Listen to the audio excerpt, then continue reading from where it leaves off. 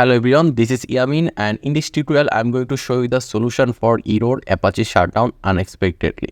So for it, here you can see the config option. Just click on config option, then you will see this option Apache http-ssl.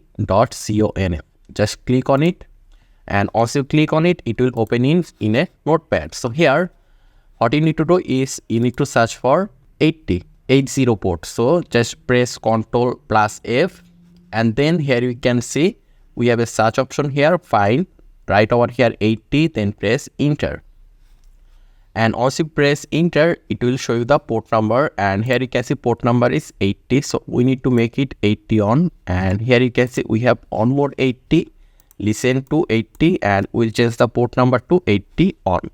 So we'll search for more 80 port. Here you can see localhost 80, instead of 80 we're going to say here 80 on.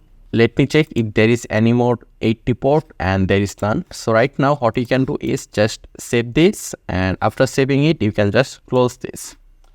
After that you need to click on config again, and below here you can see Apache http-ssl.conf.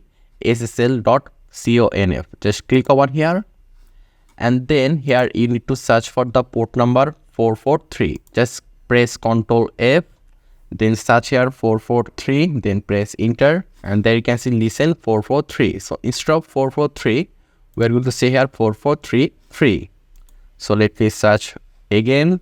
There you can see we have on more 443, so we'll add on more 3 here. Let me search again, and we have on more here. You can see, just make sure that you search for all the 443 and change it to 4433,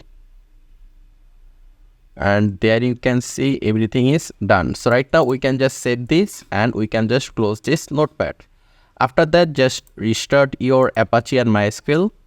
There you can see it is right now running properly, and if it still doesn't work, just close it and try to restart your XAMPP Control Panel again. So here you can see the port number changed to 81 and 4433.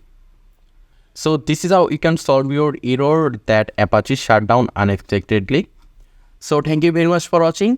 I hope your problem was solved. If you have any question or any suggestion, just comment it below. Make sure to subscribe, and I hope to see you in the future tutorials.